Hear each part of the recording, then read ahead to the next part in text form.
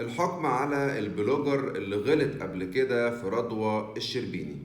تعال اقول لك ايه اللي حصل. المحكمة حكمت على البلوجر اللي اسمه عبد الله، اللي بيعمل برنامج خليك راجل او فيديوهات يعني بعنوان خليك راجل، بالحبس لمدة شهر وكفالة 10,000 جنيه وغرامة 20,000 جنيه، وكمان تعويض لرضوى الشربيني بمبلغ 10,000 جنيه. كل ده طبعا عشان عمل فيديو اهان فيه رضوى الشربيني وشبهها بالكلبة بتاعته اللي اسمها دنجولة. طبعا رضوى الشربيني ما سكتتش، رفعت عليه قضية وكسبتها، والمحكمة حكمت عليه خلاص بالحبس والغرامات اللي قلتها لكم دي كلها. طبعا رضوى الشربيني مش سهلة يعني، ولكن برضو خليني اقول ان احنا ضد التنمر.